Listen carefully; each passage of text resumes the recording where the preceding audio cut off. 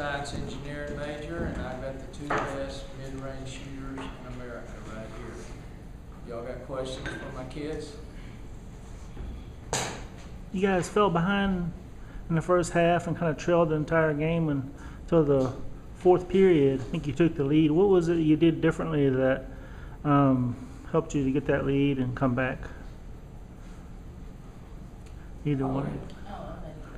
I think coming in at halftime, they said we just need to pick up our energy. They were beating us to every loose ball, and we came out in the third quarter and we won that third quarter. And after the third quarter, he said that we won it and we have to go even harder in the fourth quarter. So I think that's what made us pick it up. Our defense was, a lot better in the second half. Even though we went small, we were still able to rebound. We were fouling for a while there, so if you look at the quarters, they actually scored more in the second half. But that was my guess. That was going to the free throw line. Once we stopped fouling, especially in the fourth, we were able to break it away. And the key thing was rebounding after we played good D, and being able to score. And we went several possessions when we were scoring back to back to back. What was your guys' strategy coming into the game for attacking Vandy? What was your strategy coming into the game for attacking Vandy? Oh, well, just playing straight up, to play. We went back and forth between our matchup zone.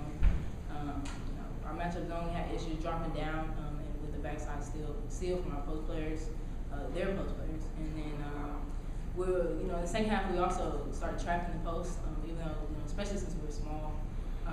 She was, killing us inside in the first half. So second half we came with the trap, and like I said, once we stopped fouling out of it, we were able to really execute. Our game plan was to go inside early, and we managed to turn it over 5 times with our 2 post players, and they were ineffective. We have trouble going against smaller post players, like the LSU's post players and Webb here. They're smaller, they're leveraged, they get inside of us, and they're hard to guard. We're better off going against Tennessee and South Carolina, even though those kids might be more skilled and have more size, but at least we can look them eyeball to eyeball. And that was the game plan. So we had to get away from the game plan, but the game plan was also not letting Vanderbilt run their offense as well as they did in the first half. It was textbook, it was old Vanderbilt, but I figured that we could put some pressure on them in the second half. I thought we dominated the third quarter, shooting 60%, but we were still down 4. And I just kept believing in what. We started playing a full guard lineup, started playing Howard at the 5 when Kyla got into foul trouble, and we could match up and we could run, and our press was very effective. And they couldn't run that offense as well because we were chasing them so much. By the time they got down the court, they were not in the flow like they were in the flow in the first half. So I had to do my game plan all over. I pressed to start the game. But when you're on the road, you don't like to do that. You hope that your offense can get you through. But hey, give our kids credit. They shot 75% in the fourth quarter and 60% in the third. Now, no one in the SEC has done that in the second half of a ball game. Give a lot of credit. These kids understands what the mid-range game is, and she knows how to get to the free throw line. So I'm happy to have both of them. You guys shot a lot better in the second half, especially the fourth period. Did the benches, and a lot of opposing teams complain about the benches, did it help being on the end with your coach in the second half, or what do you think? I would say so, just we were able to hear him. A lot of times, our bench talks to us a lot, not even necessarily Coach Blair, but other people behind him as well, giving us reads and stuff. We were able to hear him, several times. The issue was not everybody heard the play when we were on the other end. And I think we just flat out executed better. We could hear the plays and stuff, but we did a much better job in the second half of executing. Coach, I got a question.